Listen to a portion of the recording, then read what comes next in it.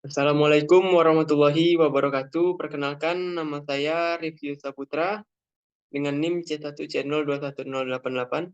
Di video kali ini saya akan membahas materi mata kuliah metodologi penelitian dengan judul materi etika penelitian. Langsung saja, ada 4 materi yang akan saya jelaskan. Antara lain yang pertama, terdapat latar belakang mengapa seseorang itu melakukan penelitian.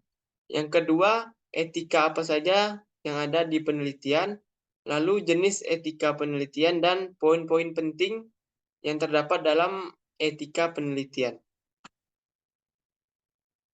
Masuk ke yang pertama, latar belakang melakukan penelitian. Nah, mengapa orang itu melakukan penelitian itu pasti dilatar belakangi dengan alasan-alasannya.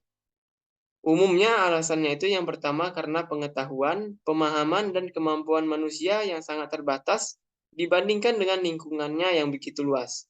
Banyak hal yang tidak kita ketahui, yang tidak dipahami oleh peneliti, dan tidak jelas atau dapat menimbulkan keraguan dan pertanyaan bagi si peneliti.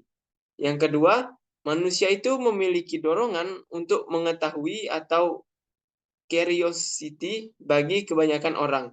Jawaban-jawaban sepintas dan sederhana mungkin sudah memberikan kepuasan.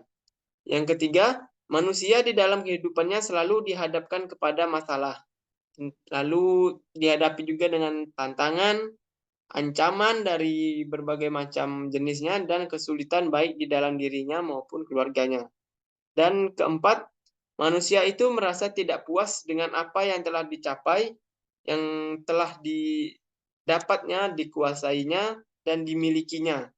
Jadi manusia itu selalu ingin yang lebih baik dan lebih sempurna.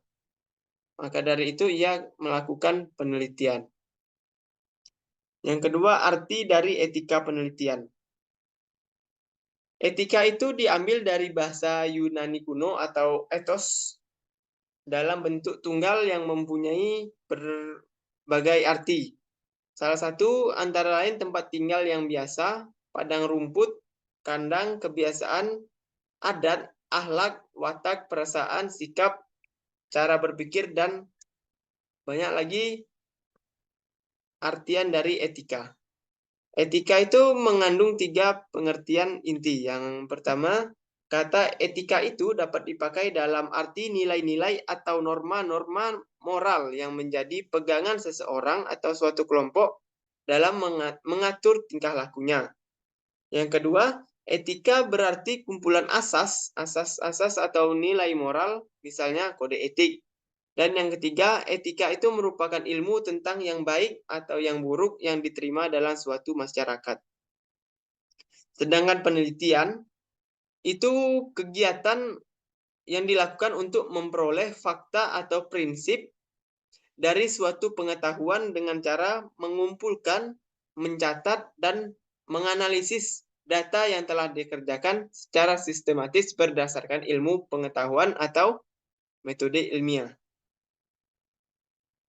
Selanjutnya yang ketiga, jenis-jenis etika penelitian. Jenis etika penelitian itu selain didasari dari kaidah-kaidah ilmiah, pelaksanaan penelitian harus mengikuti etika penelitian. Etika penelitian itu tentu saja berkaitan dengan norma-norma. Ada 3 norma. Yang pertama, norma sopan santun. Jadi peneliti itu harus memperhatikan konvensi dan kebiasaan dalam tatanan di masyarakat. Lalu norma hukum. Apabila terjadi pelanggaran, maka si peneliti akan dikenakan sanksi yang sesuai dengan perlakuannya.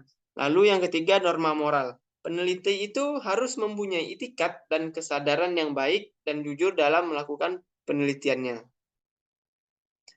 Lalu yang keempat, poin-poin penting yang harus diperhatikan dalam etika penelitian itu adalah kejujuran. Seorang peneliti itu harus memiliki sifat yang jujur agar penelitiannya dapat dipercaya, lalu objektivitas atau sesuai dengan kenyataan, integritas, dan teliti, haki, keterbukaan, responden, publikasi yang terpercaya, dan ada beberapa macam lagi. Mungkin itu materi yang dapat saya jelaskan. Saya akhiri. Wassalamualaikum warahmatullahi wabarakatuh.